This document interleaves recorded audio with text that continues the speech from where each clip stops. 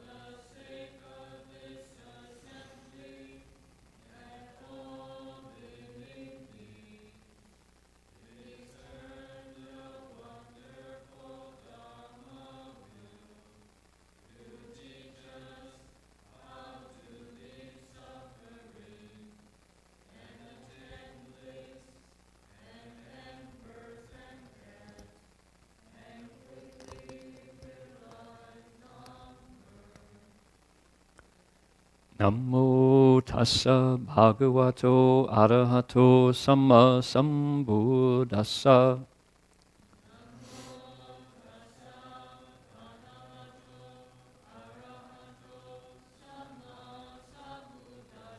Homage to the blessed, noble, and perfectly enlightened one.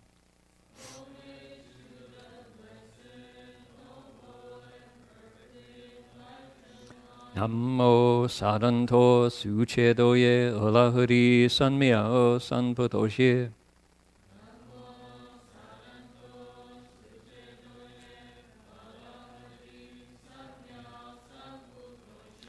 Wushang shen shen wei miao fa bai qian wan jie nan zhao yu. Wo jin jian wen de shou chi. Yuan jie ru lai zhen shi yi. Let me give you a line and you give it back. Supreme and wondrous Dharma, subtle and profound, rarely is encountered, even in a million eons. But now we see and hear it, and accept it reverently. May we truly understand the Buddha's actual meaning. Venerable Master, Dharma friends, welcome to our Sutra lecture. 师父上人，各位师兄，大家阿弥陀佛。今天晚上我们继续研究《大方广佛华严经》十地品，这个已经讲到第七地。We're going to be investigating the Avatamsaka Sutra and the 10 grounds chapter, and we've come to the 7th ground. And I'd like to point out the title here on the cover of your sutra text. We're going to chant that title to invoke spiritual presence before we begin.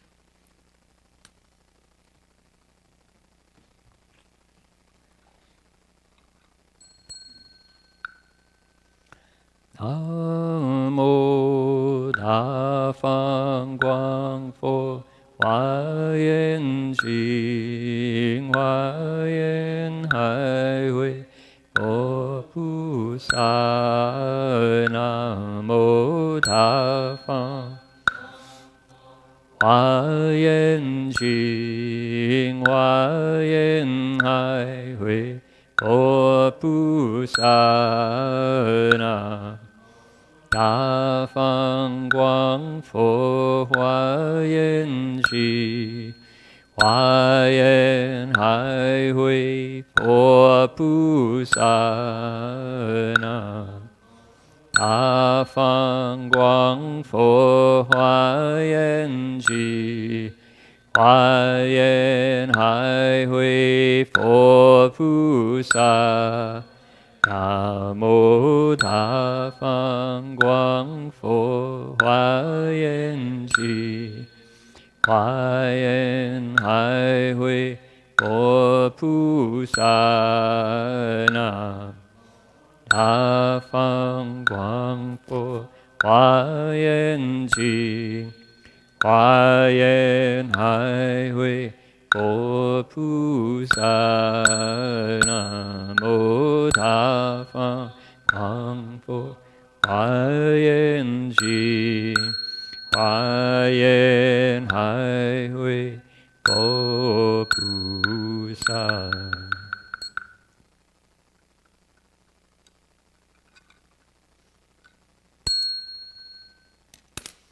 Right.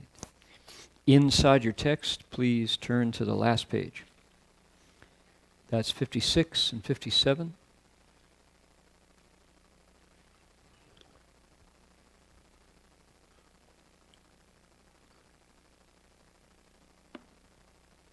Just to put a context on it, let's start with again, repeating the paragraph that begins Ford's, the second paragraph. Pusa yu chu di zhong, and then over on the right-hand side, it's disciples of the Buddha while on the first ground. Okay, I'll give you a line, and you give it back. Here we go. Fordzi, Pusa yu chu di zhong, yuan yi che fo fa, yuan qiu gu, man zu pu ti fan fa. 第二地离心垢地，第三地愿转增长，得法光明故。Okay, stop right there. Slip over to the page 57, the English. Let's read together just that much. Here we go. Disciples of the Buddha, while on the first ground, the Bodhisattva fulfills the Bodhi-share dharmas by engaging with vows to seek the Buddha Dharma. While on the second ground, he does so by leaving mental defilements behind. On the third ground, he does so by gradually increasing his vows and gaining the light of the Dharma. Okay, good. Nice. The pronouns are gender non-specific, so if you prefer to hear she for the bodhisattva, you can do that. Bodhisattvas are not bound by a gendered body. They come because of vows, not because of karma. So the pronoun is just an English language convention that we use. Now, last week, let's see. My contexts get shorter and shorter because people have been tuning in more and more to where we are in the text, I think, as we kind of pick up momentum here. So let me do a quick retrospective, looking back at how we got where we are. This is the 7th ground out of 10. The 10 grounds is about the Bodhisattva path. This is how somebody practices the way bodhisattvas practice, these awakened beings. These are truly the heroes of the Mahayana, of the northern tradition, Han Chuan Fo Jiao. These are the beings who come alive in the pages. Mr. Techman, could we turn this down just a tad? I find myself echoing too loudly there. Just a little bit. All right.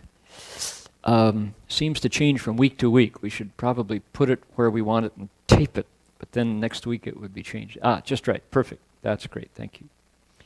So the Bodhisattva here on the pages of the text is given to us in an ideal form. And I think that's on purpose. This is the Buddha's description of when you put your consciousness, warmth, blood, and breath into this form. This is how it is perfected. This is the way it is when it's absolutely at its best. Now, much the way a textbook would, much the way an instruction manual, when you open the box from IKEA and you're putting that bookshelf together, you want it to be just the way the designers intended it, right? I'm going to do what? I'm going to go turn the speaker off. Helps. I forget it every time. So when you want that bookshelf to be the perfect ideal bookshelf, the way it was meant to be, so you follow the instructions and you get the perfect IKEA bookshelf, right? You don't have any parts left over when you're done. And the Bodhisattva path in this text is the same way. Now, we who are not at that stage still can benefit by hearing how we can aspire to accomplish the realm, the state, the perfection of this bodhisattva. So it's, while indeed this is a lofty state, I don't think it hurts for us to hear about it and to be inspired by it, and then see where we fit. It's really humbling to realize what we're capable of and how far we haven't come, how far we've come. But at the same time, to have this model in the world, to have it there and say, look at what the human mind, when it's been refined, when it's been cultivated, when it's been polished and chiseled and rubbed and buffed and cleansed and put through the fire and smelted down, look at the light that comes off and the functions that it can accomplish. Isn't that amazing? You know, and if the text weren't there and if we didn't take the time to open them up and look into it, who would know? Only people who, read Chinese and opened up the Huayan Jing and used Chinese to read it, or followed it in the Tibetan pieces that exist, the Sanskrit pieces that exist, the 10 grounds being one of them, mind you. It doesn't exist in Pali, doesn't exist in any of the other canonical languages, except Korean. Korean has done although in Korea it's mostly Chinese, but there's Japanese and Korean. Finding people who make it real, who bring it out and celebrate it, are rare, but that's what we're about. So, our Bodhisattva on the 10 grounds has come all the way up to ground number 7, the 7th stage. And we encountered the special new teaching that's unique to the 7th ground called Wu Gong Yong Heng, which means we've been provisionally translating it as practices that are effortless practice. They don't require thought the way everything prior has. You have to kind of formulate the notion. You have to move consciousness. When we got to section 6, the 6th stage, that's when a shift happened in consciousness, and the Bodhisattva went beyond what you and I, with our ordinary discriminating minds, can know and think of and name. Doesn't mean it's not real, it just means that there's a new function, very much like, as we've used to describe it before, something like this, where there's also same string, same note, but a higher level of function. A harmonic level. The Bodhisattva, after number 6, stage 6, can function on both levels at once. We cannot. But to read about it and think, oh yeah, every now and then I get a little insight that that's possible. So that's where we are. Number 7, the Bodhisattva has these effortless practices that function in remarkable ways without conscious formulation. Furthermore, in this 7th stage, there's a theme which is expedient wisdom. Expedient wisdom means this bodhisattva can make his or her body appear in different ways according to what is needed. Amazing. If you're into theater, this would certainly light up your lights to think, my goodness. Imagine acting in such a compassionate way that you can actually entirely appear in the form needed to deliver the message, to enact the play that you're enacting, to save, to transform, to inspire, to encourage the being who you want to teach, or beings. Pretty astounding. Sacred theater, in a sense. Now, to have that kind of wisdom, the bodhisattva doesn't think about it. It functions springing out of his or her nature, just kind of the way all the flowers come out of the earth. The earth doesn't think, I think I'll do some daisies today. Oh no, let's do some roses. Oh, I think it's time for chrysanthemums. They just spring out when the conditions are right. All right? So something like that. We're fishing for metaphors, right? But you still, I think that's, nature is pretty clear how that happens. How do waves come out of the ocean? Poof, there they are, right? Does the ocean think, oh, I think I'll do some 12-footers today, give the surfers some fun? No, it's just the conditions are right, and out of that same ocean comes these huge waves. And then tomorrow I think I'll be calm as glass, right? Same ocean, but that day, different conditions. I think the bodhisattva's nature, when purified, produces that same kind of automatic response. So that's what we're encountering. And last 3 weeks, we've had a direct dialogue between the two speakers of our text. One is Treasury of Vajra, Jingangzang Pusa. The other is Moon of Liberation, Jietoye Pusa. And the two of them are talking. And Jietoye asks, he said, how does this effortless practice work? Does the bodhisattva get it entirely here on the seventh ground, or has it been gradually building up through the others? The answer was gradually building up, but here's where it really manifests. So that's the answer. Then we had 1, 2, and tonight 3, as he reiterates, he runs through again what he means by that. Okay? And so we've been having fun reviewing these grounds. First one was 2 weeks ago. It was the ground of happiness, Huan Xi Di, the first ground, where the bodhisattva decides that he or she is going to master the Buddha Dharma because that's what will work to help him end the pain of the beings he's related to, she's related to. Now, for the first time, he sees the totality of that connection.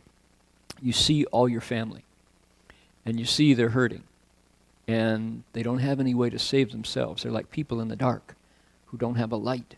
And so the bodhisattva now has a light. He's got a flashlight, and he can see his way around. He says, I'm going to learn what it takes to save those beings, to get them out of pains, give them a light too. And then second stage, which we talked about last week, was the bodhisattva says, right, here's the foundation of what I want to teach, and it's cause and effect. So I need to teach them what are 10 mistakes to avoid and 10 good things to do, the 10 evils and the 10 good deeds. And to illustrate, I went back and brought up one of what I called one of my very favorite sections of the entire Avatamsaka, which is the 10 good and 10 evil deeds and their retributions. And one of the amazing parts about this chunk of the text is that it's so clear. You can go without much effort and say, that totally makes sense. But I never thought of it, never put it together that way. Here, the bodhisattva, standing in for the Buddha, says, if you make these mistakes, here's what's going to happen. Right? We talked about the killing one. For example, he says, if you kill a lot while a human, you have the possibility of losing your human body. Because you deprive other beings of life, the result of that, the energy that you have set forth out into this very responsive field of the universe comes back to you. The result is you too get pushed out of your body. You get a different body, not one that you necessarily want. And it says, now suppose that's not true. Suppose you come back as a human. You know what happens? It says, your human body is deficient. You're going to die young and or have a lot of illness. That's what it says. And you go, is compelling. Let me make some connections with that. Does that mean babies who are born and die after 3 days? Or could it be that they had a tenuous hold on their human life because of things they did when they were human last time? And the sutra would say, well, according to principle, that's reasonable, right? Suppose you have a situation where there's a plane crash and everyone dies except one child who is found miraculously in one of the seats in a cornfield, still alive, You think, wow, could it be that child in a past life did lots of life-saving things and as a result didn't share the karma of everyone else on the airplane? Could it be because the child nurtured life, his life was extended and disasters didn't touch him? The sutra would say reasonable to make that connection. That's creative use of the sutra dharma, right? So we flipped over. If you nurture life, 2 retributions. What? Long life, good health. If you kill a lot, 2 retributions. Short life, lots of illness. Because why? It's part of what you did with your body, mouth, and mind, your hands, your knife, your weapons. You might have had a good reason for it, You were the chef in the palace and the ambassador from Upper Lithuania came and you had to, kill lots of animals to welcome them for a banquet. It was your job. But go ask the animals if they understand that it was for the ambassador of Lower Lithuania that you died. No, you killed me. Oh. We called it job. The animal called it murder. So you think, yeah, oh, gee whiz. We were all eating meat. We called that, prime rib. We didn't call it murder. So from the point of view of cause and effect, it's like, there it is. And they say, now this is not my world, right? But the sutras say, I have to preface it with that disclaimer. It's funny, we get comments on the YouTube channel, Dharma Realm Live, of people who take big exception to anything that leaves the mundane and the normal, right? And I'm being, a Methodist Buddhist, growing up Protestant. The idea of seeing past the veil, you could say, of the normal into the realm of the transcendent and the spiritual, I always name it because it's not my world. But I spent 18 years with a teacher who received the entirety of a 2,500-year-old tradition where that realm was completely available and didn't hesitate when the conditions were right to share with us what cause and effect happened and from his own personal experience. Now, for me to doubt that would be presumptuous. All of the world must conform to my rationality, right? Well, then don't study the Dharma, because you could say consciousness is where the Dharma takes off. And the 6 senses, with their limited field of inquiry, cannot possibly contain the 10 Dharma realms. What do you do in a tradition where there are 6 paths of incarnation that challenge our senses? Do you believe in ghosts, for example? Well, there's abundant evidence from every single tradition that ancestors can be around us. What are your ancestors if not ghosts? Right, so that's within the 6. What about gods? Do you believe in gods? Even Christians hope so, right? God the Father and His Son and the Holy Ghost. So that's totally within conscious realm. What about the 4 paths of sages? If everything that I introduced tonight has to conform to what science can detect with its instruments, then there are no arhats. There are no sound hearers. There are no pratyeka solitary Buddhas. There are no bodhisattvas. There are no Buddhas. So part of me will nod.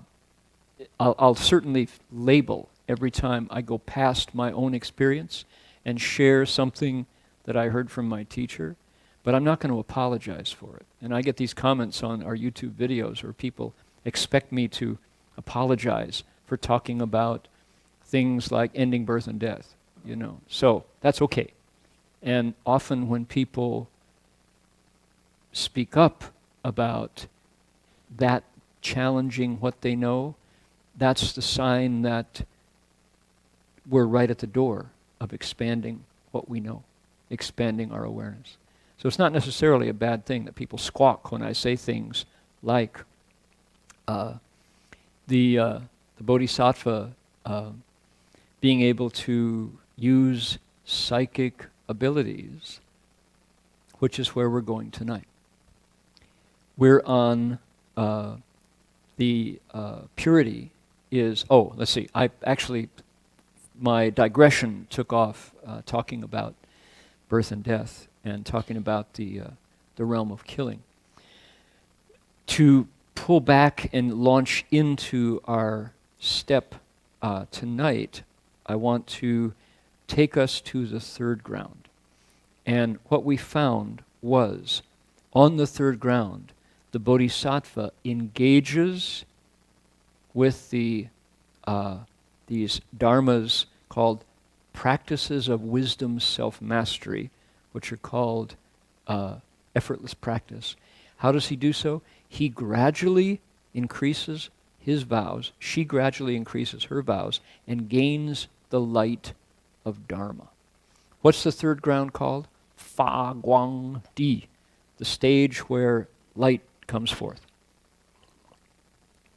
And at this point, I'm going to stand up and take us over to my laptop, bring the screen down, fire up our projector, and give you all a refresher on the third ground. And if you weren't here, this will be a primer.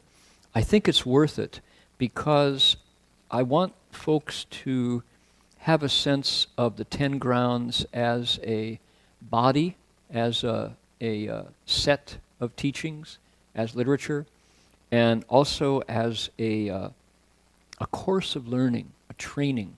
There's progressive stages, and there are refrains, things that repeat but grow from 1, 2, 3, up to 10.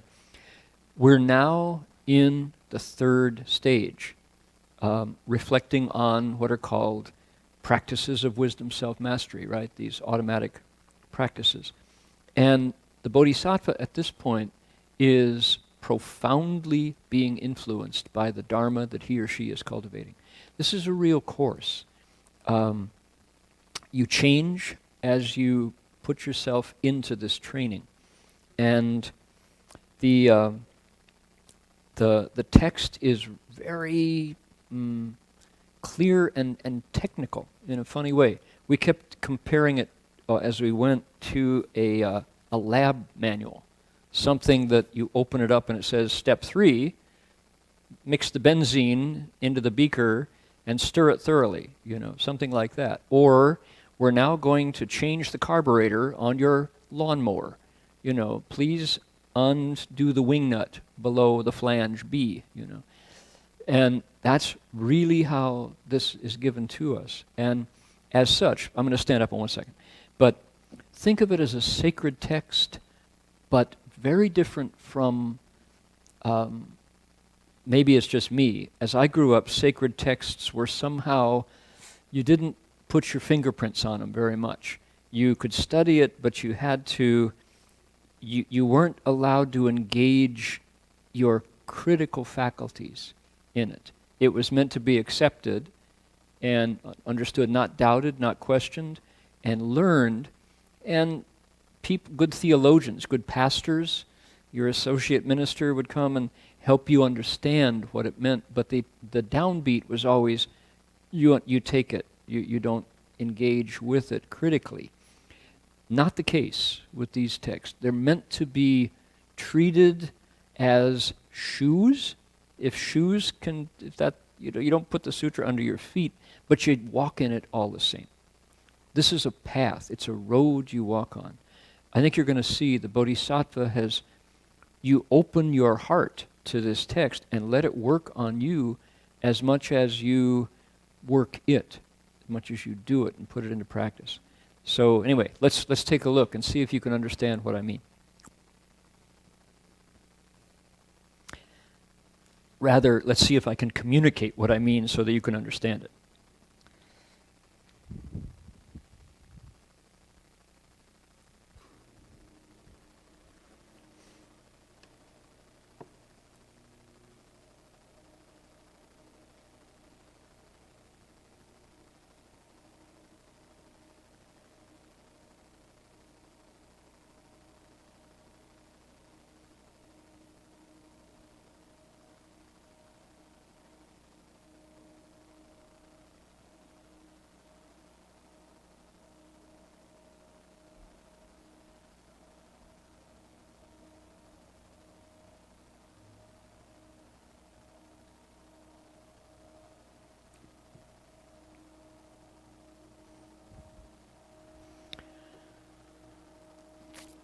So I'm going to be kind of like a college professor tonight, just so that we get a sense of what's involved as you do what this bodhisattva is doing.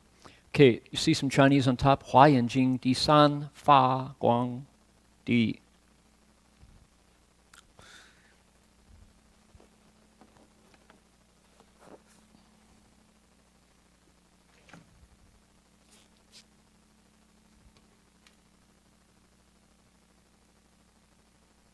Okay, notice this is, just understand this, you pick the pronoun you like. The bodhisattva who embarks on, who engages on the Avatamsaka's third ground, which is the ground of sending out light, sets aside her attachments to the world.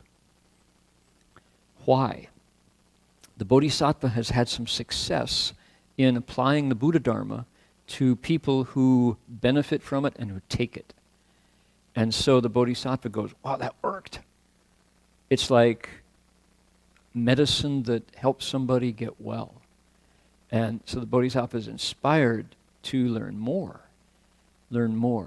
And as he sees his loved ones, she sees her loved ones getting better, it's compelling to see how much you can learn and who you can help with it. And so Master Hua would always say, as much worldly dharma as you can set down, that's how much world-transcending Buddha Dharma you can pick up. So we had today over at Cal, at UC Berkeley, we had our Professor Lauren Bausch organize a conference on the Vedas. She's a doctorate in South and Southeast Asian studies, and traveled to India to learn this particular field of study that she engaged in. And she met a professor who is a world-renowned expert in people who kept the Vedas alive. The Vedas, some people say, are the oldest strain of literature still among humanity, older even than the Buddhist Sutras, 2,500 years. Say the Vedas go back further. The Buddha himself was alive in a world where the Vedas were the dominant religious text going. So, Lauren, Professor Bausch's professor, Professor Tite, did I say it right? Tite, say again? Tite. He described what it takes for you to learn the traditional way of reciting the Vedas from memory. And he gave a guest lecture up at the City of 10,000 Buddhas at Dharma Realm Buddhist University. And he said, oh yes, he said, they must practice for 14 hours every day. They start at age 8, and recite for 14 hours every day. And it takes 12 years to learn all of the entirety of the available literature. And so one of the students said, and do they do anything else? Oh no, nothing else. Oh no. Of course not. Because why? If you do something else, you forget. Which means what? No TV, no internet, nothing like that. No music other than chanting. These are Brahmins who worship fire. And can you imagine? Nothing else but this text 14 hours a day for 12 years from age 8. And then they have to constantly review, because they'll forget it, you know. So you think about the challenge there. Look, sets aside his attachments to the world. What are your attachments to the world? Soy chai latte with a double shot? Or, you know, well, you know, do you happen to, are you binge watching any of the Netflix TV shows? HBO might be, you know. What is it? No, sorry. You can certainly, but you will not be one of the Veda reciters the way these here. And when they perform, oh my goodness. When you see one of these men, mostly men I'm sure, but women too perhaps, I don't know, do women do it? Did anybody ask you? Can women do it? Probably not. I think it's all men. So if you see one of them doing their thing, it's astonishing what their memories can produce. You know, they recite for days. And it's wonderful to watch. So there's a payoff. But the price you pay is you set aside your attachments to the world. In the third ground, the third stage, what else happens? The bodhisattva enters the dhyanas and accomplishes psychic powers. So set aside other stuff, but what you pick up is when you meditate, you enter the first, second, third, and fourth dhyana, known in Chinese as the chanting, known in Pali as jhana, right? Now, what happens when you enter the dhyanas? Well, the Buddha, for example, was in the third dhyana when he became a Buddha. His mind merged with the Tao from the third dhyana. So that stage of stillness, we're going to look into them in a minute. Furthermore, once that happens, this happens, but not before. Psychic powers open up. And this is a hot, controversial topic. Shantong Miao Yong happens here. And we'll talk about that. Okay, so, interesting. This is the third ground. All right. We hear the sounds of the bodhisattva's heart. The bodhisattva sees living beings suffering and resolves to use the Dharma to pull beings out of suffering. She resolves, let's see here. She sets out to learn the Dharma, even one sentence that will help him, her realize her vows. That's each of these stages has a little drama in it, like the 10 practices do too. There's a little skit inside each one to illustrate kind of a hallmark of the spirit of the bodhisattva. And the bodhisattva, in this case, goes out looking for anybody who can explain to her one more Dharma that will help her progress in her study of the Dharma so she can save beings, help people end suffering, right? So they set out, and they get, the little skit is great. The bodhisattva meets somebody who says, oh yes, oh I know exactly how much you know, and I will give you one more sentence. However, you have to throw your body into a pit of fire from atop the Brahma heavens. Are you willing to do that? If so, and undergo all the suffering involved, I will be happy to bestow upon you this sentence of Dharma. And of course, postmodern people are going, oh, disciple abuse. This is clearly a case of disciple abuse. Is that legal? We probably get a lawsuit involved. Let's get a lawyer in. So, and the Bodhisattva says, I will happily do that. And sure enough, that willingness to renounce comfort and well-being for yourself on behalf of learning the Dharma is rewarded. It's an attitude. There's no mortification of the body. There is willingness to mortify the mind. Okay? So that's another aspect of our third ground.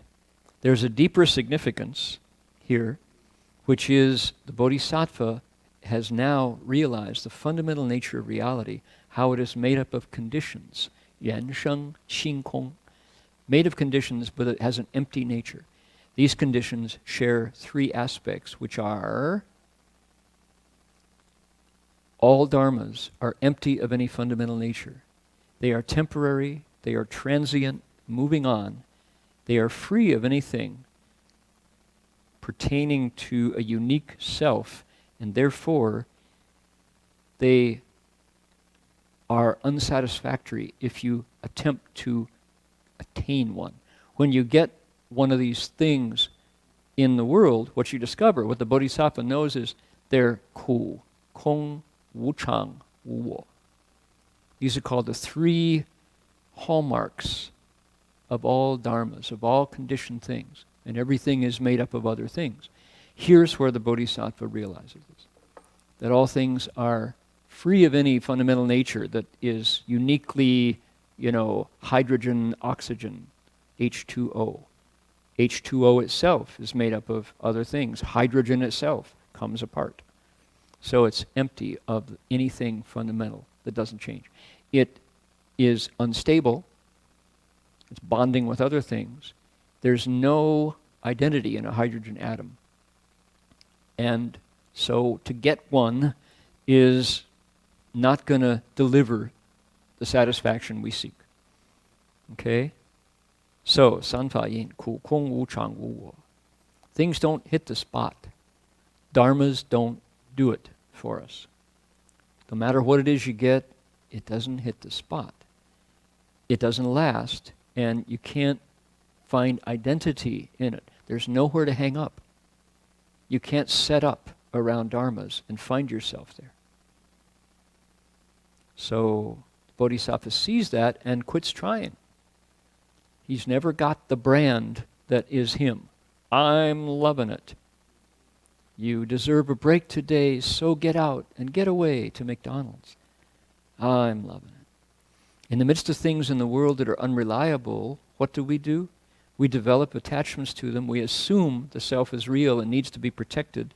We experience grief and fear when things break up and go, and then suffering follows. Why? Because things in the world are not substantial, long-lasting, self-identified. This is what the Bodhisattva really, really tastes deeply. And it changes her. Right? She's not the same after seeing with this pitiless, merciless, scientific gaze at everything around that used to be the thing, Think, what age were you when you got something that just thrilled you to bits, right? Was it the dress you wanted? Was it the bike you wanted? What was it that, was the real thing that was it? And if you broke it, if it was stolen, if your brother ruined it, your world stopped, And now, that's possessions. What about if it's a loved one? When someone you cannot do without departs, right?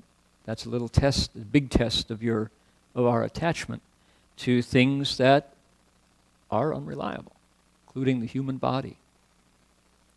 So we develop attachments to them and suffer when they change. Think of relationships, right? Bodhisattva is completely tuned in here. This is what the big discovery was at the third stage.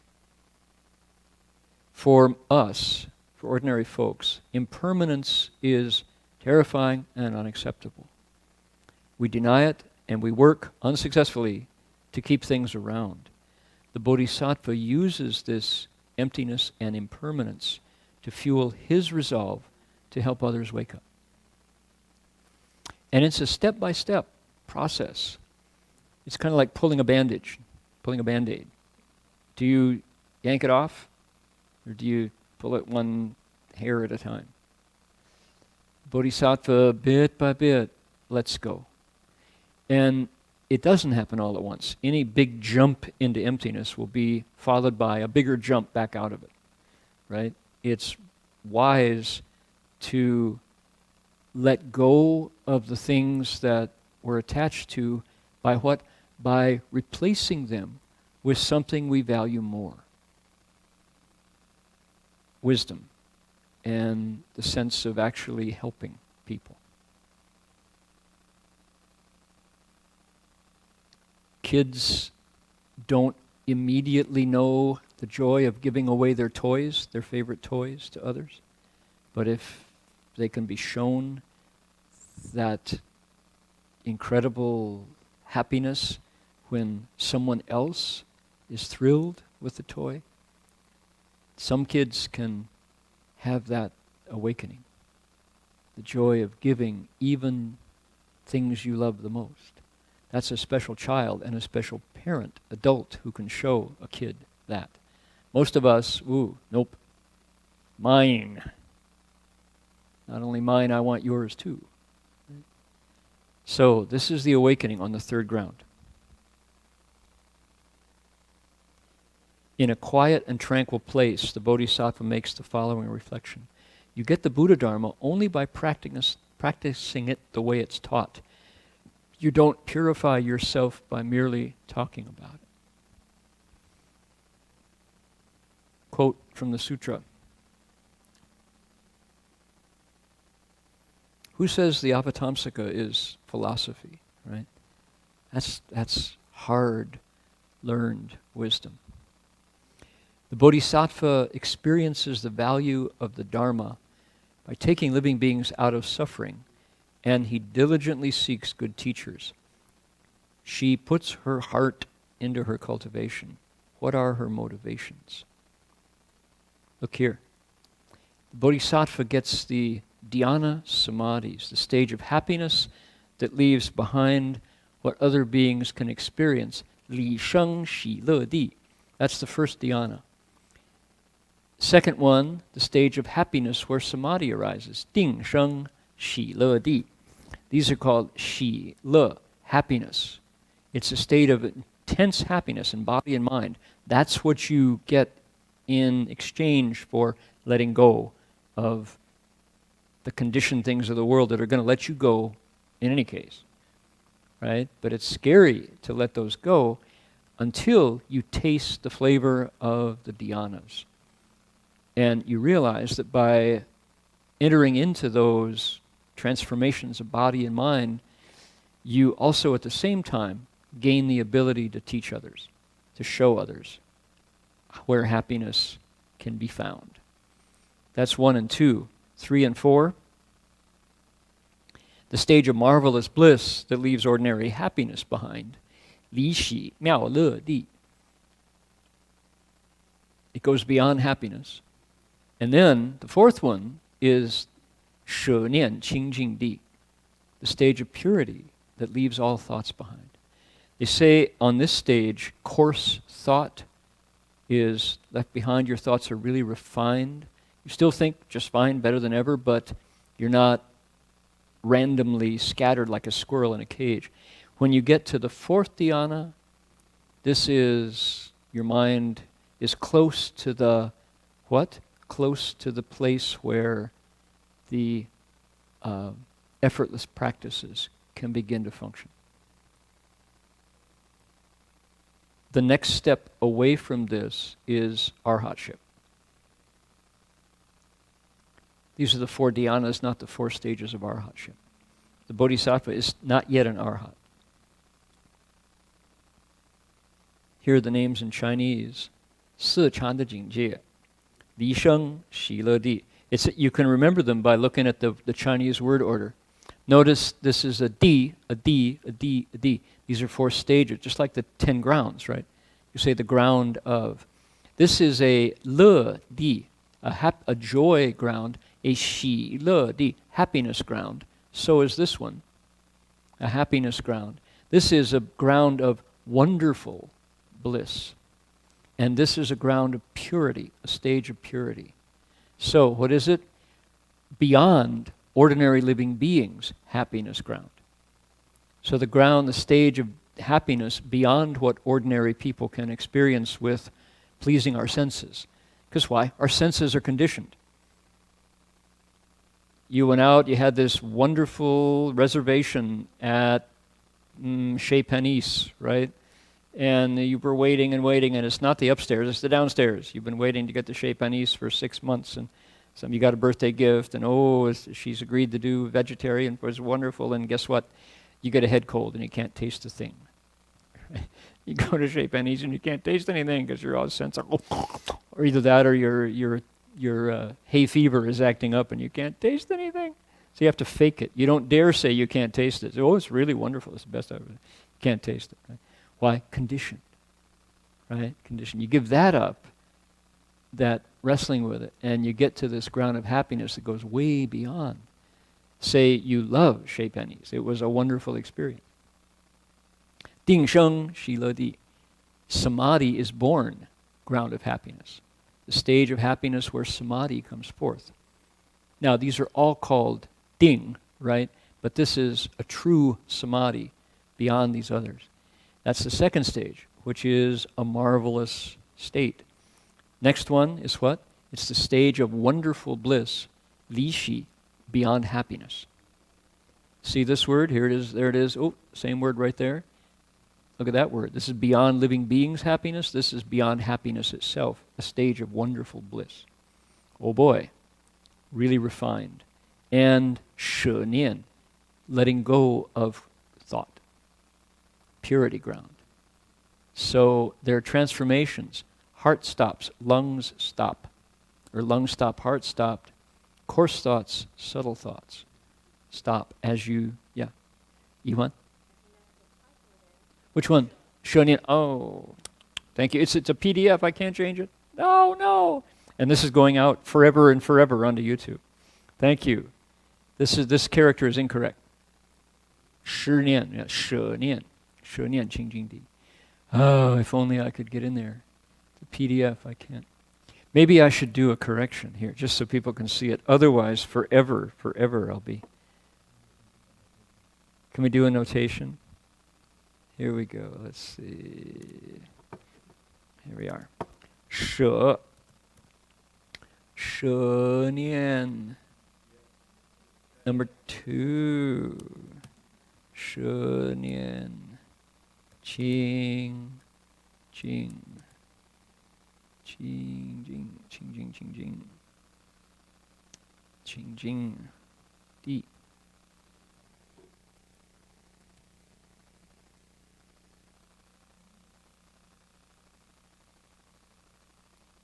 There you are. That's what it should be. YouTube. We actually know what we're doing, but we don't. Okay. And we're going to go by this. After traveling through the Dhyanas, the Bodhisattva moves through the 4 stations of emptiness, the formless realm. His mind accords with the 4 limitless attitudes. This is all part of the text. And then he begins to use the 5 psychic powers, which are... Now, we're not using the word heavenly anymore as an adjective. We're using celestial or deva. These are things that are potentially present in... They are present in every one of us, but they're latent. They're not yet realized. An ability to hear beyond ordinary hearing, an ability to see beyond ordinary seeing, knowledge of your thoughts, right? Knowledge of past lives, supernormal powers, and the one called ending of outflows.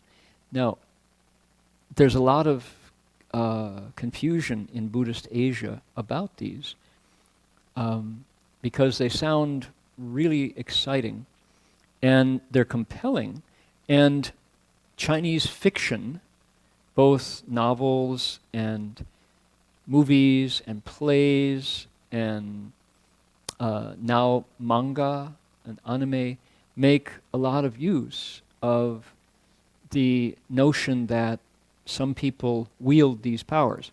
So if you see a martial arts film, there will be somebody who can use the green light fist, right? Or the monks. I remember seeing this one. There was a joint movie by India and China I think it was called The Buddha, Life of the Buddha. And there was a monk who was predicting the future of the Buddha, and he had the ability to do this. He could go like that, and light would come out of his hands. First he went, and then he would go and blast people with his chi, with his psychic chi. And everybody went, yeah, monks do that, you know. And so, okay, it's great movie making. And I'm sure there are monks who, in the past, who maybe have been able to do that. Nonetheless, notice what you have to do in order to put yourself in the position where this happens. You have to have gone through all of the work before the first ground, before the second ground, to the third ground. And then you have to have entered the Dhyanas and have this ability to, most of all, set down the things of the world. Set aside attachments to the world. And a love of showing off your power is an attachment to the world. You haven't let that go yet. If you haven't let that go, don't pretend you have psychic powers, because you don't. These appear only after all of that training. Have you understood that the self is empty? If so, you're not going to be showing me your psychic powers, right? If you still think the self is real, any powers you have may be ghost powers. Maybe you've been possessed, but they're not going to be the real thing. Because why? Prior, 2 slides back, you saw the Bodhisattva understood that all conditioned dharmas are ku kong wu wo wu chang, transient, free of self, and unsatisfying. So what would that be? Fame. If you show off your psychic powers, the self is really in charge of you. It's on top, and you're into it for what you get out of it. No psychic powers. The real thing. So here's the point. The 5 eyes and the 6 spiritual powers are real. They're real. They're in the sutra, and they're explained in great detail. The Bodhisattva in the sutra takes you through what it means to have the Tian Er Tong, Tian Yen Tong, Ta Xin Tong, Su Ming Tong, Shen Zu Tong, Lo Jin Tong. What are they really like? For example, it says it can know, with knowledge of past lives, you can know the individual, the person you're trying to help. You can understand who they have been in lifetime after lifetime. What was their surname? Where were they born? What conditions were they born in? Were they a wealthy family? Were they royal family?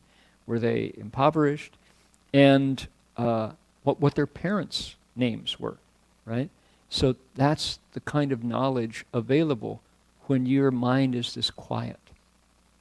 Now, the thing that I want to point out is the sutra presents these matter of fact. Yeah, they're real. They're in you right this minute. We all have this potential, but we don't activate it. We don't operate it because we have not taken the other steps. These sound sweeter than catnip, right? These sound better than brandy. These sound better than the most attractive perfume. Sweet, fragrant, neat things. Wow. And we read about the fantasies where they could be real. But we take them out of context. The sutra gives them to us in context. And it says, here's how you get there. Take every step. You don't take the steps. It's kind of like saying, I want the diploma, I don't want to go to class. Right? You want the diploma, you want to cross the stage and be called doctor, but you didn't pay your tuition. You didn't take the tests. Nobody's going to call you a doctor until you take the tests and pass, right? So, same idea. Okay, enough of that.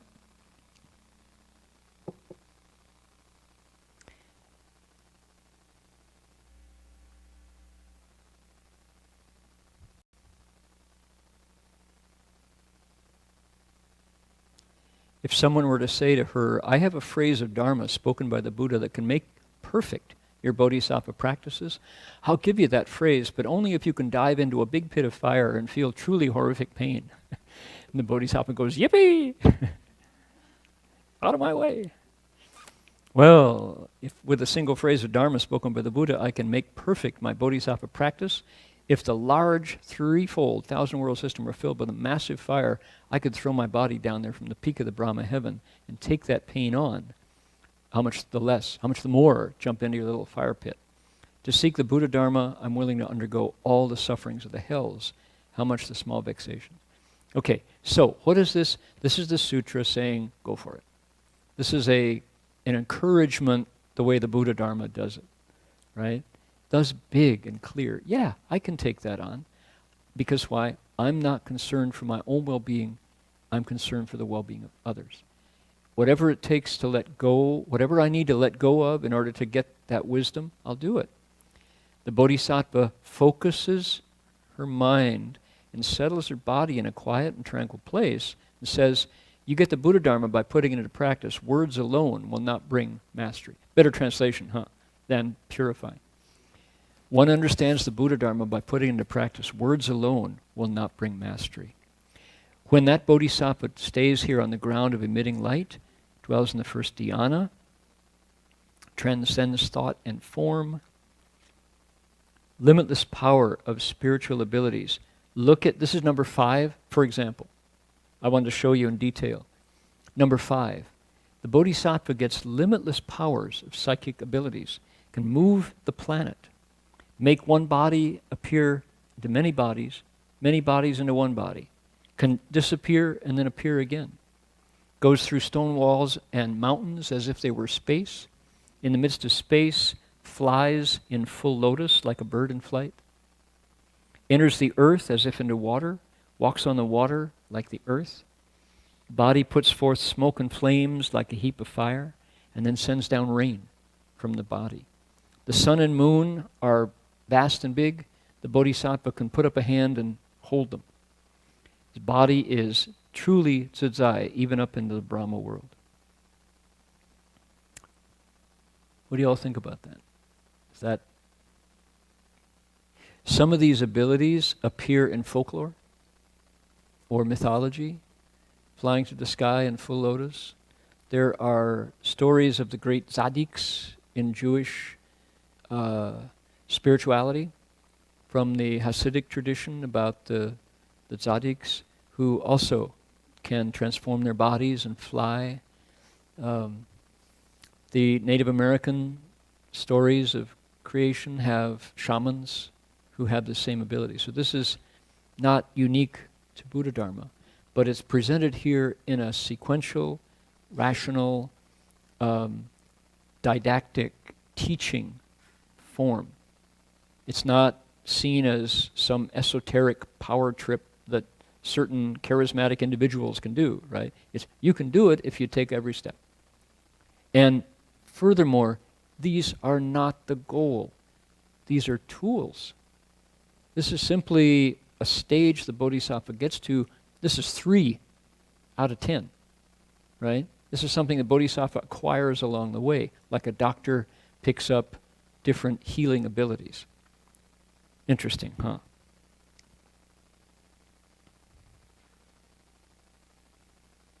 Check it out. This is what I told you just a minute ago.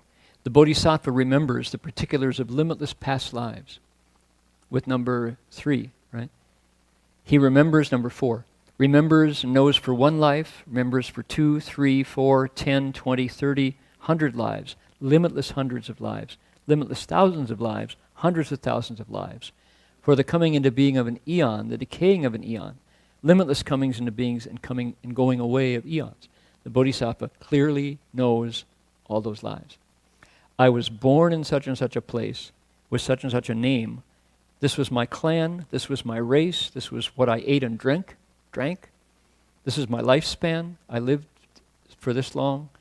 I endured suffering and enjoyed happiness. I died there, I was reborn there. Having died there, I was reborn in another place with such and such a body, characteristics, and appearance, and how I spoke. In this way, the Bodhisattva remembers and calls to mind the limitless particulars of the past. What is this? This is the Avatamsaka Sutra. This is the 3rd ground. We're on the 7th ground. Anybody remember when we studied this? Right? It was about a year ago, I think. But amazing, right? This is what the sutra says a bodhisattva can do on the 3rd ground. And he or she has been remembering this, calling it back to mind, because why? Because the question is, how do you connect with effortless practice now? How did it happen? Let me if we want to turn the projector, let's see. Yeah, we got to do it. We got to turn this off for now.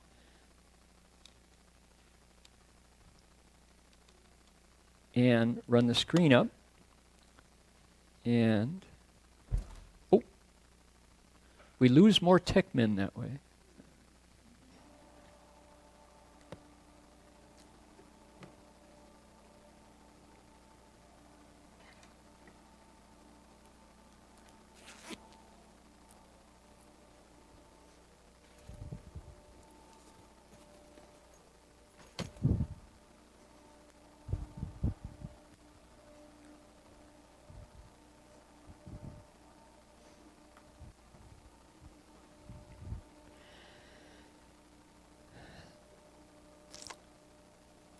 So we make use of our audiovisual tools in order to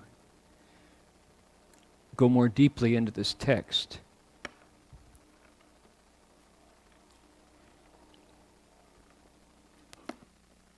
That was a retrospective of what we studied before. Why do we do that? Because disciples of the Buddha, while on the third ground, the Bodhisattva fulfills the Bodhishare dharmas by gradually increasing his vows and gaining the light of the Dharma. There's also a connection between the 10 grounds and the paramitas. So this is paramita 3, patience. Has to do with patience. And it's a pair with number 4. And let's look at number 4 too. Here we go. 第四入道故. 第四地入道故. On the fourth ground, he does so by merging with the Tao. All right. Now, on the fourth ground, the Bodhisattva is able to transform even more of that self, motivated by the same motive, which is wanting to end pain, wanting to help beings wake up. And there's a reciprocal process going on here, which is as the Bodhisattva meditates more, they see further. And what just came awake in the third ground, this knowledge of the 3 seals of Dharma, the 3 san, fa, yin, the 3 hallmarks of Dharma. Bodhisattva sees how everything conditioned, from these little tiny, pretty little white flowers to the glass on my tabletop here, this is soft, this is hard, and yet it's alike, made of conditioned things that came together at one point will come apart later. Every step the Bodhisattva takes into awareness of those truths balances and leads to a deeper awareness of the connection between all things with sentience. What do those 3 things, the anicca, the dukkha, anatta, anicca, dukkha, and wuchang, those, the kukong and dukkha. Okay, dukkha, kukong, dukkha, and shunya. The Chinese put 4 together. It's kukong. So it's this unsatisfying and empty of self. It's also impermanent, and it is selfless. Empty, impermanent, no self, and ultimately unsatisfying. There's usually 4, although it's called the 3 seals of Dharma. As much as the Bodhisattva investigates that, that's how much of the illusion of separateness is dispelled. The further he goes, the more the bodhisattva sees how much it's one big body. The goal, the final stage, is tongti dabe, which is this sense of identity in substance. Same body. Great compassion. Maha karuna is a result of maha shunya, dakong, of complete shunya. Those three truths belong to what? Wisdom. Wisdom's cold. Wisdom does not talk about feelings at all. Doesn't care if you are hurting because you can't hold on to stuff you love. That's going to happen anyway. Wisdom is cold. The universe doesn't care. But when you get to the ultimate emptiness, right there it flips over into this preference for life and the fact that we have something as incredible as this. Right in the midst of the emptiness comes these carnations and these what are these? Anybody know what these are? Peonies? No. These are all carnations. Little tiny ones, white ones. So, right in the midst of the emptiness comes this incredible display of something very beautiful and warm and heart-filling. So, the Buddha Dharma is always balancing this duality of wisdom and compassion and wisdom and blessings. The two adornments and the two virtues. So, every time the bodhisattva sees the deeper connection, it's bittersweet because why? You're connected and they're hurting. Therefore, you're hurting. Right? And you can't just roll over and forget it. I'll talk about it later. Just like who? Like a mom when baby is crying at 3 a.m. She gets up.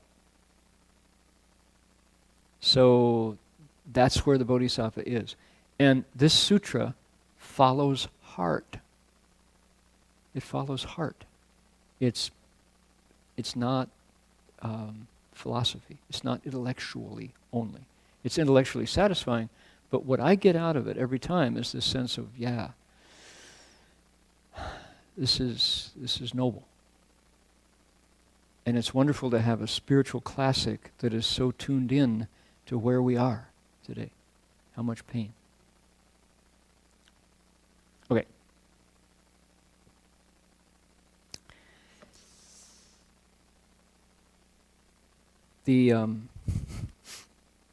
We're going to get to work retranslating more of this so it's available. We're at our last page. And we need to grow our text.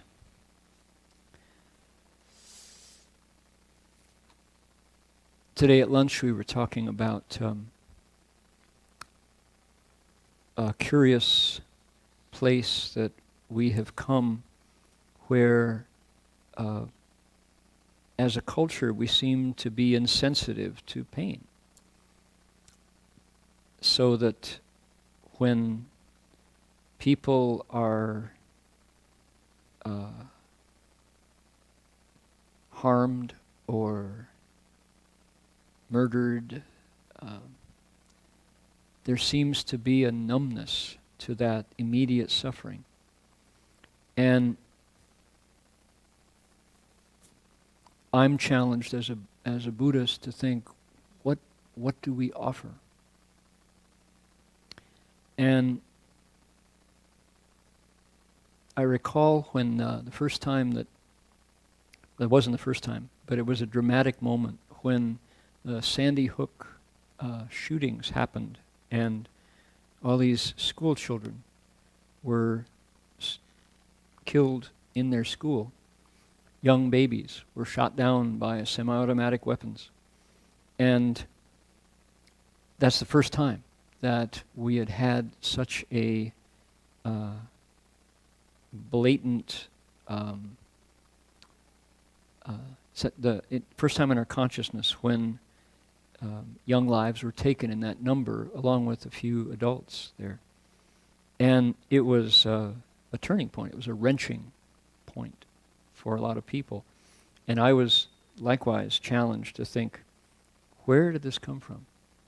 And is it uniquely American? Seems to be, this kind of gun violence. And there's a Congress established this Sunday as a concerts across the nation, where artists have been invited nationwide to offer music or dance or visual arts to end gun violence. Concerts across the nation. And as a response back then to the school shootings of all the children, I wondered what it is about the U.S. that brings on this challenge about, do lives matter? Black lives matter. All lives matter. Are we only talking about humans? One of the contributions that Buddhists make is this focus not only on humanity as the center or the top of life itself. That the sutra that we're talking about tonight says the Bodhisattva sees the connection between him, herself, and all creatures. It's one continuity. And for the Bodhisattva, that's real. It's not a feeling. It's not warm and fuzzy. It's the way things are. And the notion that somehow I stop with my skin is just my blindness. It's my delusion that keeps my eyes covered. So our current social situation is so far removed from the wisdom of the sutra that you're forced to ask, how did we cover so much? And is there any road ahead that can show us how to remove some of that blindness? And in America's a young nation, and in our brief years, we have been a nation not as long as the Tang dynasty that lived in China, one dynasty out of the, 19 or so. And so one of the things that America did was done by my ancestors, people from Europe. I'm Irish and Scottish heritage, and I've had people from Norway tell me that I'm Norwegian and not accept no and expect me to speak Norwegian because I look so Norwegian. I had no idea. But they say, you're Norwegian. No, I'm not, actually. And they say, but you must be. You look like my brother and I'm Norwegian. So I definitely have Norwegian or Scandinavian roots that came through Ireland and Scotland and then to Canada and to the US. So one of the things about those seafaring people was they were fierce and bloodthirsty. And when their ships appeared on the horizon, you and your village had only a few hours of life left before they got out of their boats and slaughtered. And somehow we carried that culture to the new land of America, Turtle Island, and we marched across and killed red people mercilessly and reduced them nearly to extinction. Tried our best to wipe them out. Genocide. No other name for what my ancestors did to red people. And so this song came out as an attempt to think, what can Buddhism offer? Because I feel strongly a connection to my ancestors. I don't want to wipe out any other human race or any other living race, not just humans. So what is my share, I had asked myself, of what happened in our brief American history, in memory, right? It's not forgotten. What happened? So this song came out, and I wanted to share it and see if any of this is applicable to Black Lives Matter, which is laying bodies in the street now. And when I as a white person go to share that pain, what happens when people say, you don't understand, you're the cause, you're the problem? Is that true? Am I excluded from understanding others' pain because of my accident of birth? That's not going to help.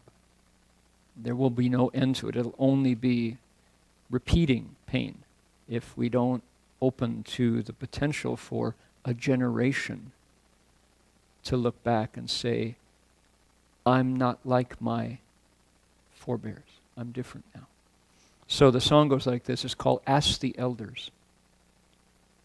A white-haired boy with eyes like Saturn's rings said to a red-skinned boy with hair like raven's wings, my elders came from Europe. They slaughtered all they met. History calls it genocide. We haven't owned it yet. I think that's fair, right? Their deeds are weighing heavy. Our days and nights are stressed. The karma now has come around. Our spirits find no rest. It's time their children healed the wound. It's time that we confessed the errors of our fathers and lift it from our chest. Okay, so here's my side, my kin, saying to a native boy, my parents did this, and yet I feel it, and I want to put an end to I want to confess it, own it, and heal something that has not been addressed, much less healed. So, it says, listen to the dark-haired boy. The native boy answers. He says, I don't have the wisdom to sort out your request. Some want reparations. Others want your death. But me, I'm not a killer. I'm not into revenge. Let us learn another way, how to live as friends. Let us ask the elders, together on our knees, for their wisdom, for their guidance. Won't you teach us, please? Teach us how to grieve. Teach us to forgive. Teach us how to cherish life so all of us might live. Teach us how to heal. Teach us how to be. Teach us how to listen deeply. Teach us how to see. So the two of them together decide they're not going to carry on the bloodshed. They're going to instead look for wisdom. Who has the wisdom? Well, elders keep it alive. So the elders speak. Listen to the elders. The elders say, that killing happened long ago. Now what's done is done. Change your mind. Change your ways. Rivers must move on. I heard your mouth apologize. Your eyes show me it's true. Actions speak. Give your word. The rest is up to you. And then the elder goes on and says, promise not to kill. Promise not to steal. Promise that the promises you make today are real. Promise not to rape. Promise not to lie. Promise not to poison your body and your mind. So what does the elder do? Essentially, he transmits the 5 precepts. And the elder says, seeing life this way will let us heal. Living life this way will make us whole. Being wise this way can make us kin. So grieve, forgive. You can begin again. Don't you wish there were elders like that around, right? So the next verse goes, the boys heard the elder's wisdom with joy they could not hold. Their hearts were full to bursting. With hopeful words they told, we can heal our pain. We will not kill again. Our hands are meant to give, to let all creatures live. And then they say, I promise not to kill. I promise not to steal. I promise that the promises I make today are real. I promise not to rape. I promise not to lie. I promise not to poison my body and my mind. Then the chorus again, let us ask the elders together on our knees for their wisdom, for their guidance. Won't you teach us, please? Teach us how to grieve. Teach us to forgive. Teach us how to cherish life so all of us might live. Teach us how to heal. Teach us how to be. Teach us how to listen deeply. And teach us how to see. So listen to the elders. Seeing life this way will let us heal. Living life this way can make us whole. Being kind this way can make us kin. So grieve, forgive, and then begin again. So, one might hope, huh? There is a way, I think, but you have to be willing to make those promises and keep them. And we have not been very good at keeping the promises that we make. That's why it's written that way, because the treaties that the white men, or my ancestors, made and then broke are pretty shameful.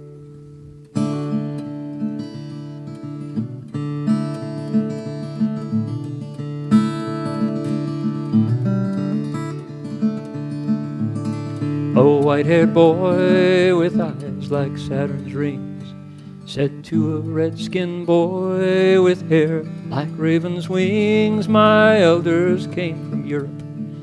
They slaughtered all they met. History calls it genocide. We haven't owned it yet. Their deeds are weighing heavy, our days and nights of stress.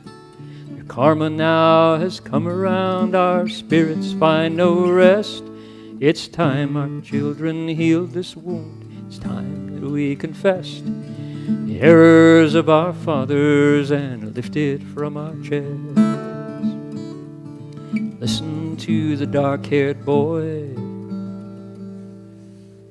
I don't have the wisdom to sort out your request. Some want reparations, some folks want your death, but me, I'll never kill, I'm not into revenge. Let us learn another way, let us be friends. Let us ask the elders together on our knees for their wisdom, for their guidance. Won't you teach us, please? Teach us how to grieve, teach us to forgive. Teach us how to cherish life so all of us can live, and teach us how to heal. Teach us how to be. Teach us how to listen deeply. Teach us how to see.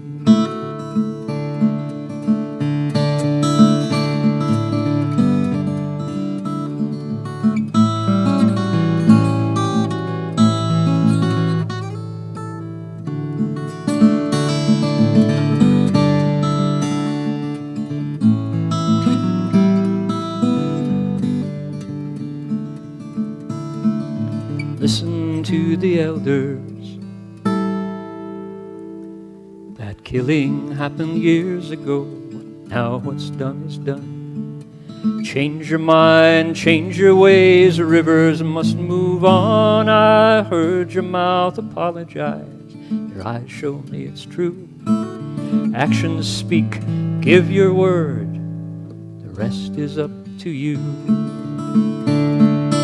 Promise not to kill, promise not to steal. Promise that the promises you make today are real, and promise not to rape, promise not to lie, promise not to poison your body and your mind. And the elder said, seeing life this way will let us heal. Living life this way will make us whole. Being wise this way can make us kin. So grieve, forgive, you can begin again.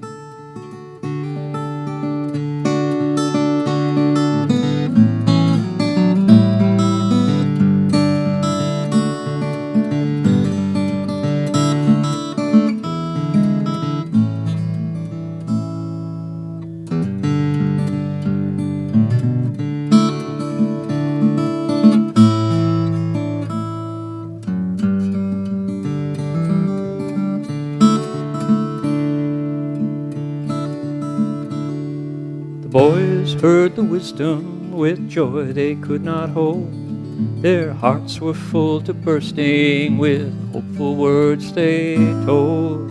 We can heal our pain, we will not kill again. Our hands were meant to give, let all creatures live. I promise not to kill, I promise not to steal. I promise that the promises I make today are real.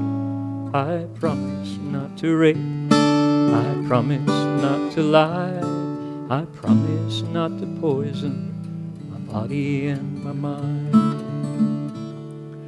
Let us ask the elders together on our knees for their wisdom, for their guidance. Won't you teach us, please?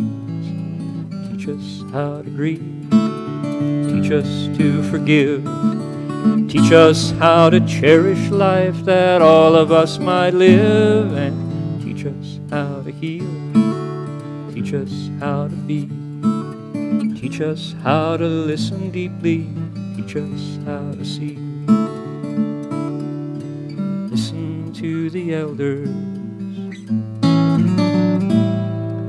Seeing life this way will let us heal. Living life this way will make us whole. Being kind this way can make us kin. So grieve, forgive, and then begin again.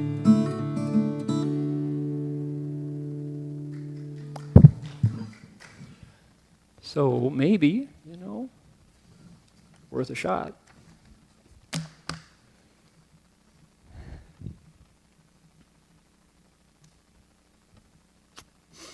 We're in a funny place as a nation, my goodness. There's a lot of pain, and often with some blessings, the pain can lead to rebirth. We had Abraham Lincoln the first time around. We've got a Barack Obama this time. But we've come to a place where we're blinded to goodness, to real leadership. And the choices we've given ourselves.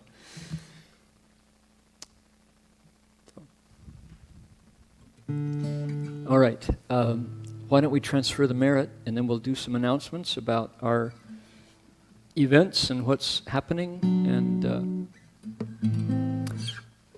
we'll meet again next week for more Avatamsaka. Oh, let's see, more of the announcements. We'll talk about that in a minute. Here we go. In the back of your sutra, you should have a liturgy page that has dedication of merit or the songbook. We have any songbooks out? We don't tonight. Okay, so people know it, right? It's all right. You do have songbooks. Aha. Turn that songbook over, the last page, dedication of merit. What counts is what you do with your heart. So here we go.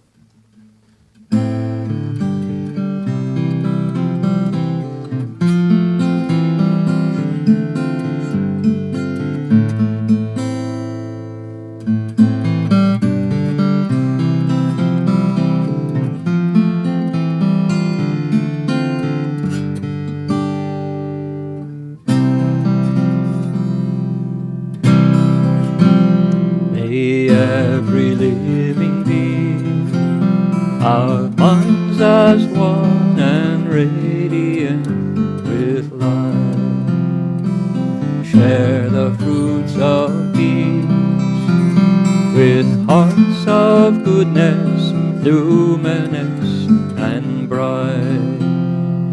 If people hear and see how hands and hearts can find in giving unity, may our minds awake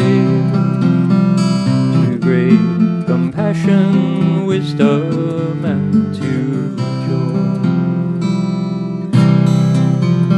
May kindness find reward, may all who sorrow leave their grief and pain. May this boundless light break the darkness of their endless night. Because our hearts are one, this world of pain turns into paradise. May all become compassionate and wise. May all become compassionate and wise.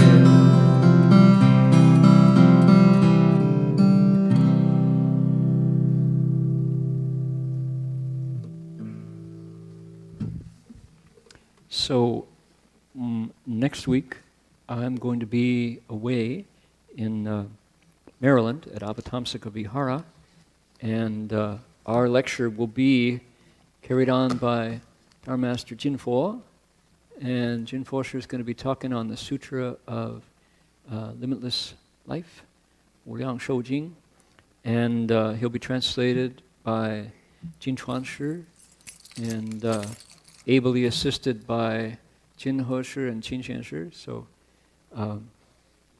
what's that?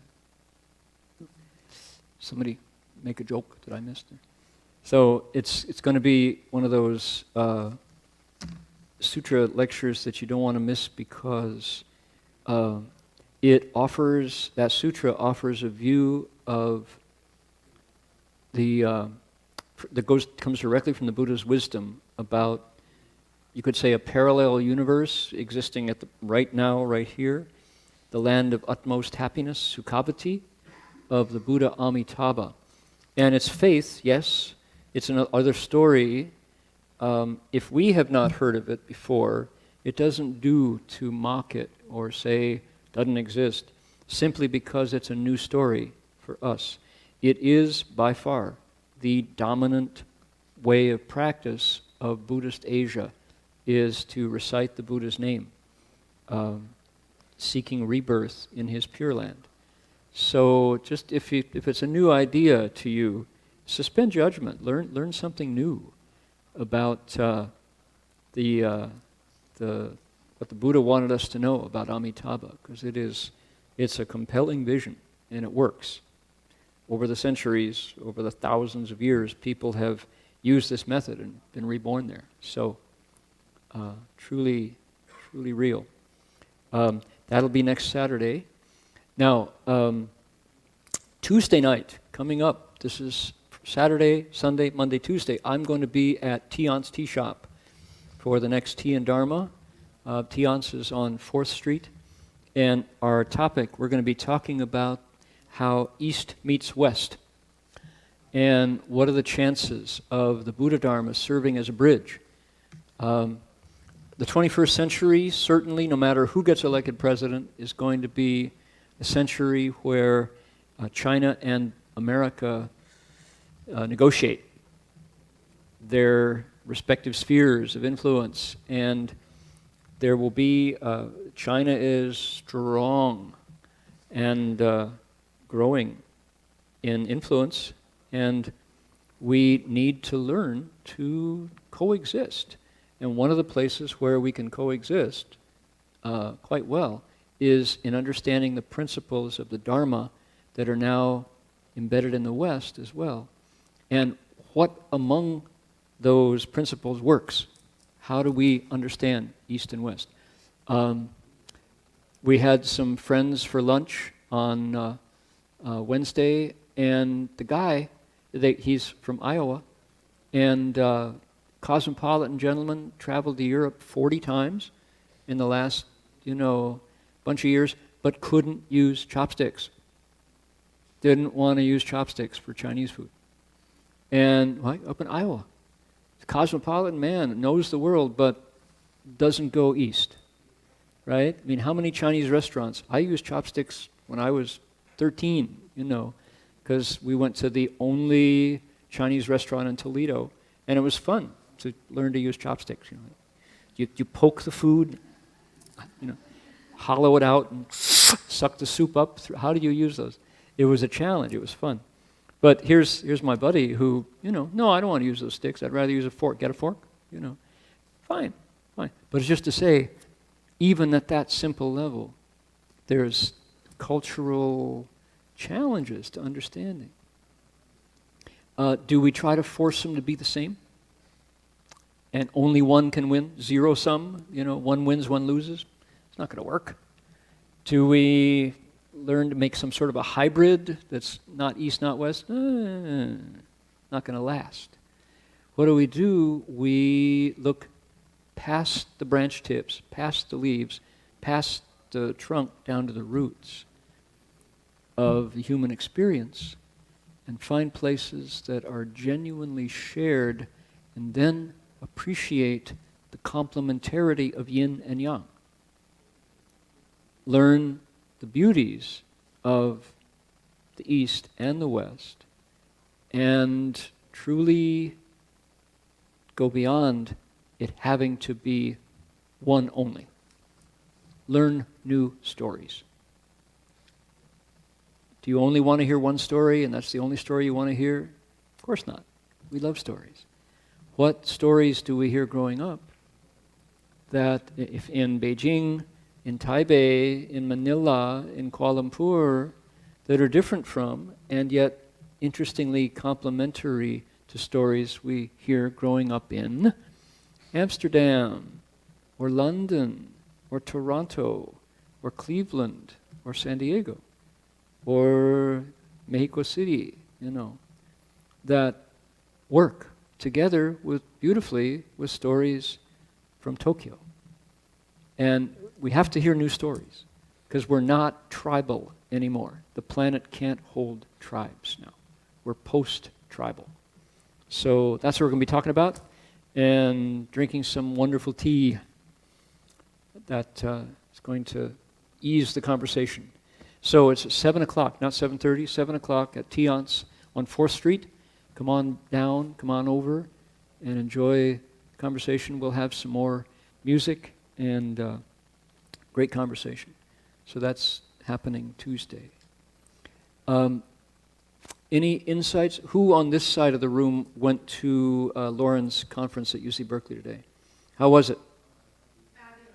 It was Well attended. fabulous. Showing from DRBU faculty.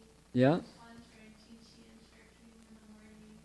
That was a wonderful conference. All of the attendees were very happy. Nice. So today Professor Bausch, Lauren Bausch, was the convener of a conference on the Vedas, as we mentioned. And it was over at Stevens Hall, and apparently the hall was full, and half of them came from DRBU. Good support. And We learned, and did anybody stay for the whole thing? Yeah? Connie, when did you peter out, Connie? How much did you listen to? I listened to 4 talks. 4 talks, okay. Yeah. Were they hard to follow a lot? Lauren's talk was it was okay to follow Lauren's talk. I was able to keep up with her, but there was this Harvard guy who came right after her, and he had so much to say about narratives. He was speaking on Hindu or Vedic narrative, but he incorporated a lot of like Western narrative, and he spoke so quickly. All so interesting, but really hard to keep up with that. And Yeah. yeah. And if you probably saw it from his point of view, nervous. Maybe nervous. That could 'Cause be why? it too. Yeah, yeah. And I mean, I've been in those shoes, and time does funny things. It's like time speeds up, and you feel like all these people know that you don't know anything, and you better talk faster to make sure you get to the good point of your talk, because, you know, if you don't, they're going to think you're really stupid, and you don't want to do that. Lose face for your school. Besides, you're at Berkeley, the #1 university in the whole world, you know. And so it's like, and you only get past that by experience, or through having the Remember the 5-fold fears we talked about in the first ground? Stage fright. How do you get past stage fright? Is you're sharing, you're giving. And that's hard to do, to slow down and say, oh, do you understand that? Maybe I better slow way down so you can. Yeah, well, that's good. So there you are, to have that experience of having the finest Vedic scholars in the world in the room with you. Powerful. That's good. How did the professor do? How was his keynote?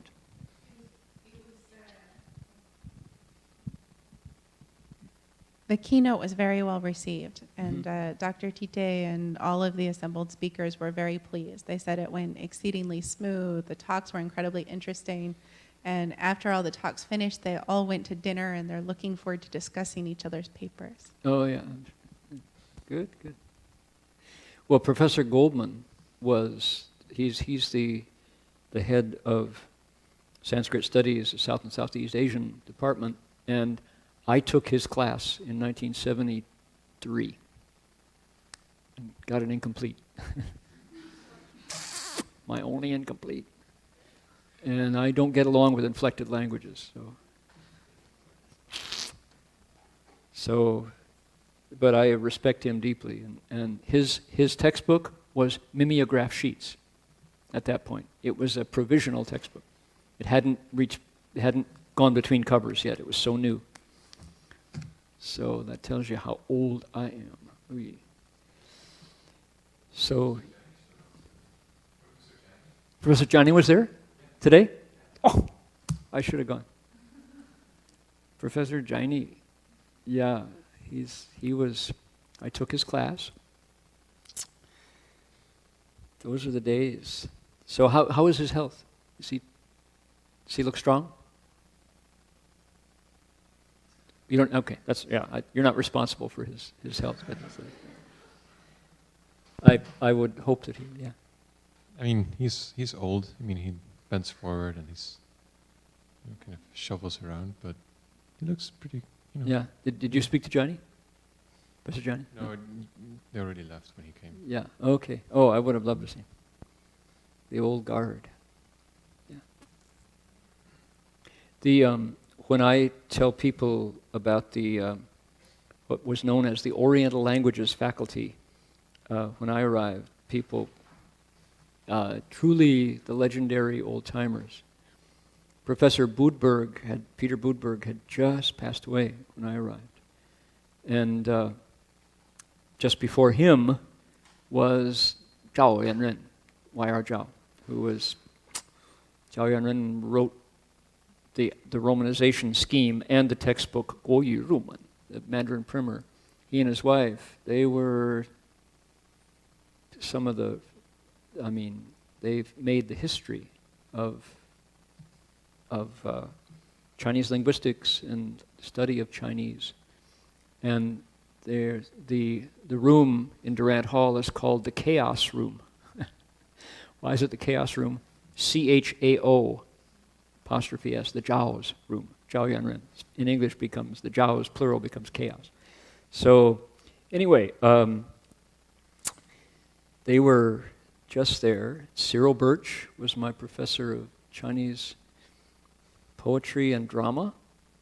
And Professor Schaefer was, who wrote The Golden Pictures of Samarkand. Professor Schaefer was there, of course, Lancaster. My goodness. So, great. I'm glad that the conference went well. And it's that shines a bright light on Dharma Realm Buddhist University and the kind of commitment we have to core languages, and to be able to learn the classical languages, Chinese, Sanskrit. We don't do Tibetan, but not to say we won't. And I think we're probably closer to getting Pali than we would Tibetan, but that would be tools that would be useful for Buddhist research. The Chinese opens up to, of course, the Chinese classics. And we had Peter Budberg, for example, one of the founders of Oriental languages. He was famous, great stories about Budberg.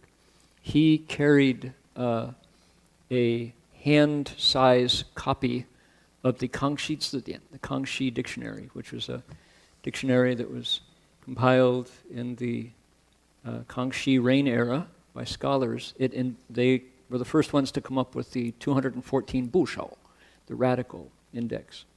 And Budberg was so familiar with his Kangxi dictionary and so much in love with it that the stories were he would walk across campus and a bird would land on one of the trees in Sproul Plaza, something like an oriole or something. And Budberg would pull his Kangxi dictionary out while looking at the bird, flip through and go, "Oh, 你看，这是一个纯商的英语啊。哦，那个鸟啊，很少。Oh, okay." And he would recognize what bird it was, find the Chinese reference to it, and know in which poem the oriole had been, or poems the oriole had been mentioned.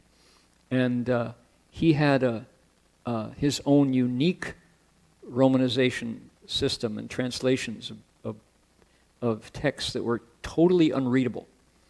He would translate the Tao Te Ching into this bizarre version that he could prove was absolutely accurate, but made no sense whatsoever in English. People loved him for it. A white Russian scholar, Peter Budberg. So those were the days indeed.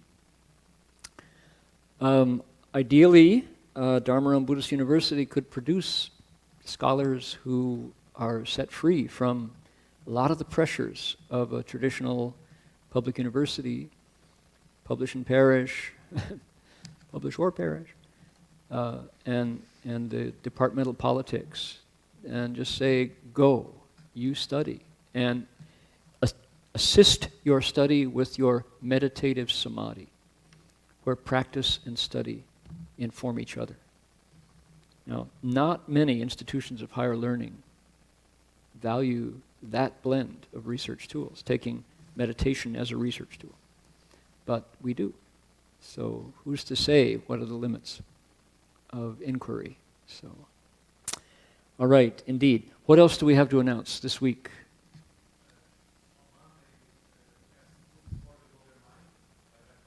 Okay, Monday night at 7 or 7:30? I'm not for sure. They announced that will be 7, but Q&A. Okay. Q&A. Not for everyone. Okay, so that's Monday night. Buddhism for the Modern Mind, Doug Powers is the instructor, and if you want to be able to take part online, you have to get on the mailing list. That's how we control the numbers of people on GoToMeeting. Where would they email to get on that list?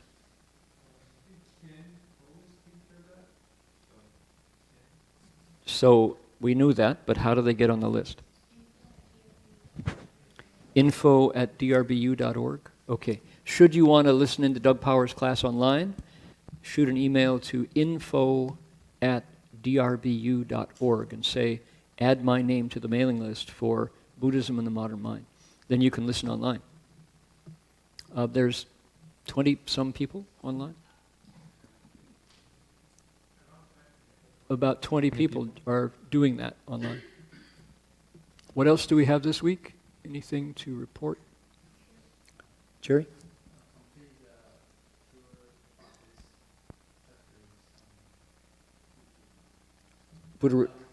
Okay.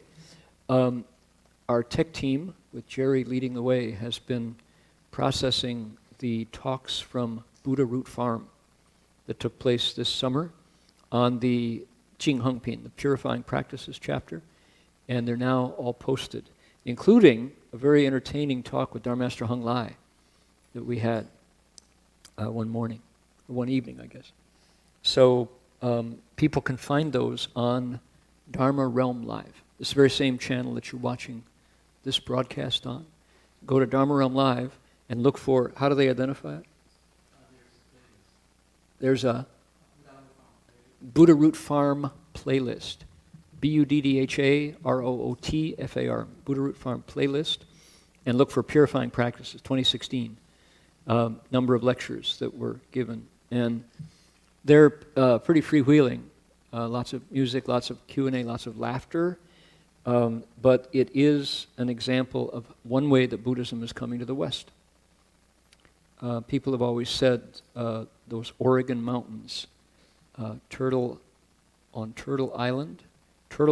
on Turtle Island, somehow seems to lend itself to the integration of the Buddha Dharma with the spirit of the West. People say that this is how Buddha Dharma can filter in, and people go down from the mountain carrying something every year, the sense of connection to the Buddha's teachings. So see what you think. Take a look. Go fire up YouTube. Go to Dharma Realm Live, Buddha Root Farm, 2016, and see if those lectures make sense after the fact. You know, it's kind of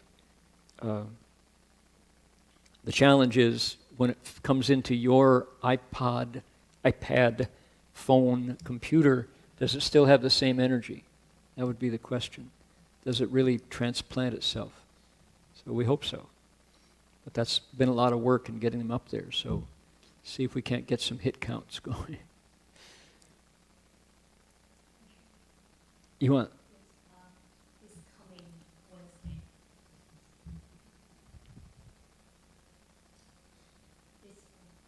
This coming Wednesday is the Confucius' birthday, aka as a teacher's day. So I want to know because minutes ago, Fasha mentioned about your teachers. Yeah, I'm wondering if in American, here in the Western land, do we have Teachers' Day and do we celebrate Teachers' Day?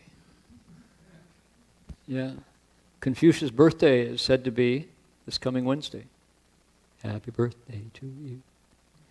So, so Iwan's question was, do we celebrate Teachers' Day in the West? Do we?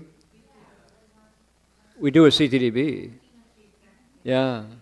I know in Taiwan, the teacher comes in, you stand up, 老师早,你好吗? I've never done that at my teachers. 1st of May? Yeah, first Tuesday in the first week of May. Who celebrates that? That's Teacher Appreciation Day throughout the entire United States. Really? Teacher Appreciation Day. There we go. Hey, you learn something every day. Teacher Appreciation Day. Is it going to catch on? It's been going on for a while. In Georgia, I remember it was a big. It's a great idea. So there is a YouTube channel called Unboxing. This guy, what does he do? He opens stuff. How many hits? 10 million. He opens cool stuff. We love opening stuff. We love getting stuff and opening stuff. So just go listen to Buddha Root Farm lectures. I mean, let's see if we can get over 300, you know. Not much chance. But if you want to unbox cool stuff, oh boy. Okay, so see you all next week. If it's the Tao, advance along it. If it's not the Tao, walk away from it. Select what's good in what you heard and follow it. Anything you heard that was bad, change it. Okay, see you next week.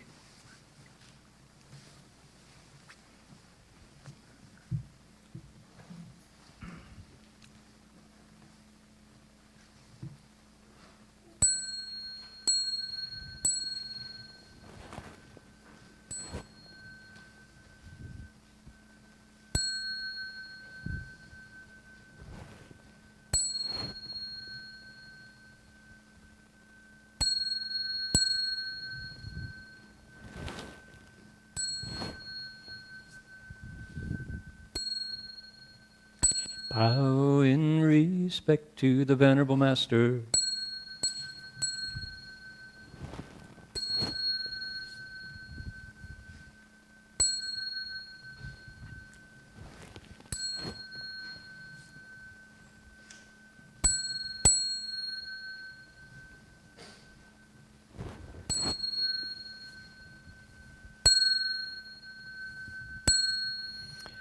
Namo Tha Phang Guang Po Lion Jin Huayan Hai Po Pu San